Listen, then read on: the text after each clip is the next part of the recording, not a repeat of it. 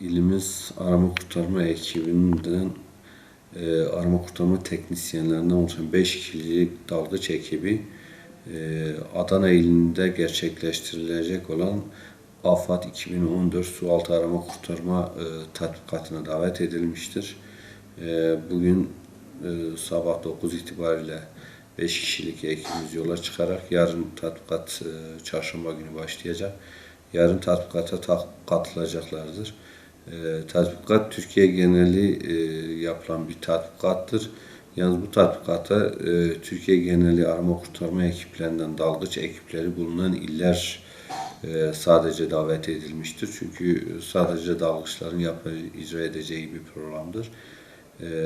İlimizde de işte Türkiye'de sayılı dediğimiz 20 civarı bir ilde mevcut bu arama kurtarma dalgıç ekibi. İlimizde de bu 20 ilin içine girmiştir. İnşallah tatbikatta ilimizi en iyi şekilde temsil ederek orada görevi en iyi şekilde yaparak geri dönecektir. Dalgıç ekibimiz 2008 yılında ilk kurduk. İlimizde tek dalgıç ekibidir. Normalde dalış görevi, suda kurtarma görevi emniyete ait bir görev.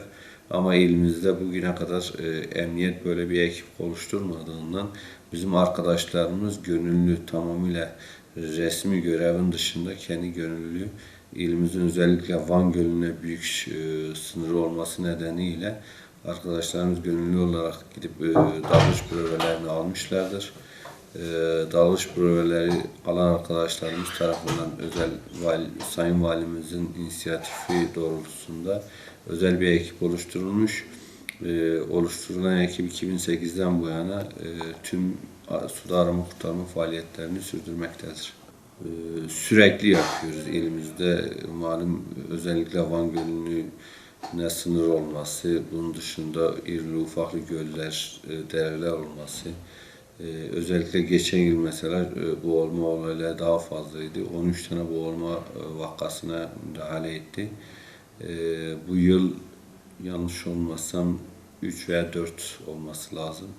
Bu yıl çok şükür çok fazla bir boğulma vakasına denk gelmedik. O sevindirici bir olay. Ama her türlü olan olaylarda ekibimiz her zaman müdahale edebilecek kabiliyettedir. Talep gelmesi durumunda gidiyoruz. Bugüne kadar gerçi öyle bir talep gelmedi. Bizim bölgede Batman, Bitlis ve Van'da ekipler var. Bunun dışında Muş, Siirt, Hakkari buralarda ekip yok. Eğer hani herhangi bir talep olursa oralarda gitme imkanımız var yani.